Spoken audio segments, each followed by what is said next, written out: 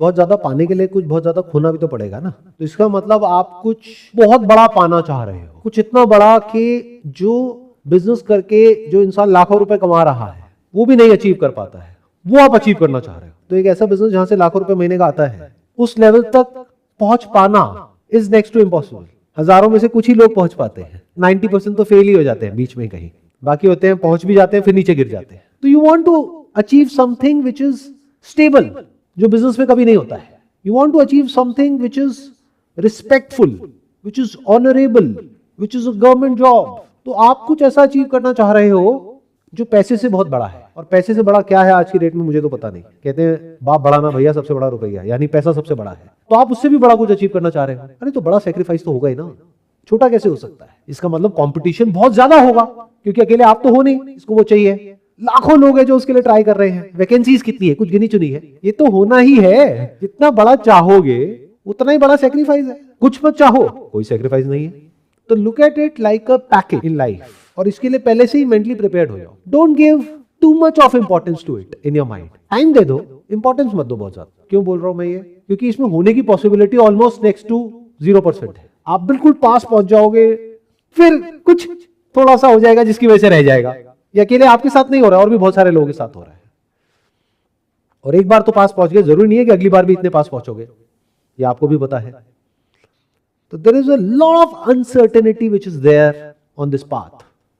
तो ये आपको पता होना चाहिए, नंबर 1। नंबर 2, अपने माइंड में एक टाइम फ्रेम फिक्स कर लो, 2 साल, 3 साल, 4 साल, जो भी, व्हाटएवर, कि बस यहां तक मुझे ट्राई करना है। It's like you searching for gold as far as other peoples point of view is concern. मेरे पॉइंट ऑफ व्यू से नहीं है, that is not gold, but बहुत सारे लोग, जिस सोसाइटी में आप रहते हो, जिस दुनिया में हम रहते हैं, उसके स्टैंड पॉइंट से देखा जाए तो दिस इज 24 कैरेट गोल्ड जो आप चाह रहे हो। मैं ठीक कह रहा हूं ना? तो इसको ऐसे देखो, एक गोल्ड रश की तरह आप डिग कर रहे हो सकता है सोना मिले, हो सकता है ना मिले, बस इतना ही है। जरूरी नहीं है कि मिलेगा ही मिलेगा, क्योंकि वो आपके हाथ में नहीं है। ये जो एंट्रेंस एग्जामिनेशंस हैं, वो चाहे ये हो चाहे कोई और हो, जो भी जो कॉम्पिटिटिव एग्जामिनेशंस होती हैं, वहां पर ये फैक्टर है जिसको बहुत कम लोग समझ पाते हैं। क्या कि it is not in your control, किसी और के हाथ में है, उसके मूड के ऊपर है। जो एग्जामिनर है, जो इंटरव्यूअर है कि नहीं? यू कैन नेवर से कि पूरी तरीके से मेरे हाथ में। आप अपना बेस्ट भी दे दो, बट अगर सामने वाले को नहीं ठीक लगा तो बेकार है, एज सिंपल एज दैट। तो ये आपने अपने लिए चुना है। तो जब चुना है तो इसकी हर एक साइड को, इसकी हर एक रियलिटी को, इसके साथ के जो इश्यूज है उसको भी एक्सेप्ट करना होगा और प्राउडली करना होगा, ताकि आपके अंदर फ्यूचर में जा करके कहीं ये रिग्रेट ना आ जाए कि मैंने अपना इतना टाइम खराब कर दिया। या फिर जब दुनिया आकर के आपको सुनाएगी और बोलेगी कि तूने तो इतनी बार ट्राई किया, देख तेरा नहीं हुआ और देख उसका हो गया, तो ऐसा ना हो जाए कि कहीं अपने ऊपर हमको गुस्सा आने लग जाए या फिर हम खुद को एक फेलियर की तरह देखने लग जाए। आपको क्लियर होना चाहिए कि I went for the gold rush. लाखों लोग जाते हैं, उसमें से कुछ ही को मिलता है, क्योंकि सोना लिमिटेड है, सीट्स लिमिटेड है। तो जब ये क्लियर है तो अंदर कॉन्फिडेंस की कभी कोई कमी नहीं आएगी। तो ये जो सो कॉल्ड फेलियर है दुनिया की नजर में, इसको भी आप पूरे कॉन्फिडेंस के साथ बोलोगे, मुझे पता था कि कंपटीशन बहुत है, फिर भी मैंने किया, ये जानते हुए। नहीं हुआ तो क्या हो गया? How does it matter? ऐसे थोड़ी मेरी लाइफ खत्म हो गई। मेरे पास अभी बहुत सारे ऑप्शंस हैं। मैं अपनी ये प्रैक्टिस तो कर ही रहा हूं, मैं साथ में बिजनेस भी कर सकता हूं जो मेरा फैमिली का है, या फिर अपना कुछ और भी बिजनेस कर सकता हूं। तो there are lot of options. इस तरह का अगर आपका माइंडसेट होगा तो कभी भी अंदर से आपकी जो सेल्फ एस्टीम है वो कम नहीं होगी। नहीं तो फेलियर आदमी को खत्म कर देता है। Failure is nothing but a way of looking at it. अगर आप जानबूझ करके उस सिनेरियो में जा रहे हो और आपको पता है कि उसमें फेल होने की क्या पॉसिबिलिटी है और सक्सेसफुल होने की क्या पॉसिबिलिटी है, फिर भी आप अपनी मर्जी से कर रहे हो, तो फेलियर कैसे हुआ? वो तो एक साइंटिस्ट की तरह हो गया, एक्सपेरिमेंट कर रहा है। पता ही है कि 1000 में से 999 बार तो फेल होना ही होना है। ऐसे तो बिजनेस में होता है। तो इंपॉर्टेंट ये नहीं है कि आपको हर बार सक्सेसफुल होना है, आपको पता होना चाहिए एक ही बार होना है बस। और अगर नहीं भी हुआ तो कोई बात नहीं, और भी ऑप्शंस हैं दुनिया में, खत्म थोड़ी हो गए। You have other options which is okay. अब क्यों है अदर ऑप्शंस, ये भी क्लियर होना चाहिए, क्योंकि ये चीज आपके हाथ में नहीं है, इसलिए और ऑप्शंस होने चाहिए। अगर आपके हाथ में होती तो मैं कहता और ऑप्शंस मत रखो। इसको बोलते हैं burn the bridges, burn the ships. उसको आग लगा दो, मतलब वापस जाने का कोई रास्ता ही नहीं होना चाहिए। वो इसमें नहीं होना चाहिए। लोग क्या होता है, सुनते कहीं से कोई और बात है, उसको लगाते कहीं और है और फंस जाते हैं। फिर एंड में कहते हैं देखो मैं तो लुट गया, बर्बाद हो गया। अरे भाई तूने गलत फंडे को गलत जगह लगा दिया। जो काम आपके हाथ में हो वहां पे if you burn the bridges that's okay. जो आपके हाथ में नहीं है वहां पर कभी भी अपना जो बैकअप प्लान है उसको छोड़ना नहीं चाहिए, उसको बर्न नहीं करना चाहिए। जैसे बिजनेस आपके हाथ में है, अगर आपके पास में 1 लाख रुपए है और आप पहले से ही डिसाइड कर लो कि सक्सेस रेशियो 10% है, तो मैं 1 लाख रुपए एक बिजनेस में नहीं लगाऊंगा क्योंकि वहां पे फेलियर रेशियो 90% है। मैं 10-10 हजार रुपए 10 बिजनेस में लगाऊंगा, उसमें से एक तो चली जाएगा। तो अब ये पूरी तरीके से आपके हाथ में है। अब अगर आपने पीछे अपने जो शिप्स है या ब्रिजेस है वो जला दिए हैं, मेक सेंस, क्योंकि अब आप अपना 100% उसमें दे दोगे, सीखते जाओगे, सेम गलती दोबारा नहीं करोगे और कहीं ना कहीं जा करके कुछ ना कुछ क्रैक कर ही लोगे, क्योंकि किसी और के हाथ में नहीं है। आपका जो प्रोडक्ट है, आपका जो सर्विस है, वो तो आपके हाथ में है ना। उसका जो प्राइसिंग है वो किसके हाथ में? आपके हाथ में।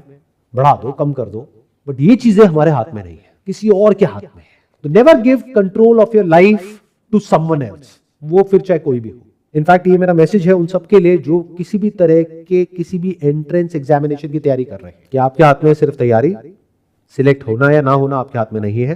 तो never say I am a failure. You are not a failure, you are trying your luck in something that is beyond your control, beyond your reach. आप कुछ ऐसा कर रहे हो जिसका 100% कंट्रोल आपके हाथ में है, फिर आप वो ना कर पाओ, फिर आप कह सकते हो yes I am a failure, मैं नहीं कर पाया। तो जो गवर्नमेंट एग्जामिनेशन का क्रेज है हमारी कंट्री में, इसकी हाइप जरूरत से ज्यादा है, बहुत ज्यादा है। इसको लोग इतनी ज्यादा इंपॉर्टेंस दे देते हैं और इसके साथ में अपनी आइडेंटिटी को जोड़ देते हैं, जबकि ये बिल्कुल गलत है, जबकि ये सही नहीं है। Can you see that? जो बात मैं कह रहा हूं, मैं कुछ गलत तो नहीं कह रहा ना, फैक्ट है ना। कितने लोग गवर्नमेंट एग्जाम दे रहे हैं, दे चुके हैं? हाथ ऊपर करिए। आपका हो गया? नहीं हुआ? नहीं सर, नहीं हुआ। किस तरह के गवर्नमेंट एग्जाम्स दिए? टीचिंग के। टीचिंग। तो आपका किस लेवल पे नहीं हुआ? सर मेरा पेपर क्लियर हो गया था बट इंटरव्यू के लिए नहीं हुआ। इंटरव्यूअर ठीक था? सर जैसे हम इंटरव्यू देते हैं ऐसे तो हमें लगता है कि नहीं हमारा बहुत अच्छा गया है, बट फिर रिजल्ट में नाम ही नहीं आया। तो क्या पता आपका इंटरव्यू सही में बहुत अच्छा गया हो। सर वो तो सामने वाले पे भी बहुत डिपेंड करता है कि वो क्या देखता बहुत है। क्या, सब कुछ ही उस पर डिपेंड करता है? नहीं, सर कुछ तो सर हम पे भी होता है कि हमारा कैसे? कॉन्फिडेंस वगैरह कैसा है, सामने वाले पर्सन को कैसा लग रहा है कि हम कॉन्फिडेंट है या नहीं है। बट कॉन्फिडेंस का क्या करना है टीचिंग जॉब में? सर होता है। क्या होता है, मैं समझा नहीं। आपको क्या पढ़ाना था टीचिंग में? क्या पढ़ाना था आगे जाकर के? Sir SST. एसएसटी, उसमें कौन सा कॉन्फिडेंस चाहिए बच्चों को पढ़ाने के लिए? सर बच्चे के साथ हम डील कर सकते हैं कि नहीं कर सकते हैं को और चेक किया जाता है, फिर हमारे डेमो भी लिया जाता है कि हम कैसे पढ़ा रहे बच्चों को, हम बच्चों के साथ कनेक्ट कर सकते हैं नहीं कर सकते खुद को। तो आप नहीं कर पाए थे या आपने अच्छा किया हमने था? तो सर अपने तो सबने बेस्ट ही दिया था ना। तो क्या पता वो एक्चुअल में बेस्ट हो, तो वही तो मैं कहना चाह रहा हूँ। क्या पता कमी आप में हो ही ना, इंटरव्यूअर में हो। बट होता क्या है कि हम खुद को ब्लेम करते रहते हैं पूरी जिंदगी। कोई आकर के हमको बोलता है कि भाई तेरा नहीं हुआ, हाँ मेरा नहीं हुआ। अरे ये प्रोसेस में फ्लॉ है। या तो एक फेयर सिस्टम होता, तब आप कह सकते थे कि हाँ ये इस वजह से नहीं हुआ। You can not point it, आप बता तक नहीं पा रहे। आप कह रहे हो मेरी तरफ से तो अच्छा हुआ था, पता नहीं क्यों नहीं हुआ। That means it is subjective, कि जो इंटरव्यूअर बैठा हुआ है उसके अपने कुछ बायसेस हैं, कुछ प्रायोरिटीज हैं, और बहुत सारी ऐसी चीजें होती है जिसके बारे में हमें पता नहीं होता है। मैं कह नहीं रहा हूं कि ऐसा होगा, बट हो तो सकता ही है।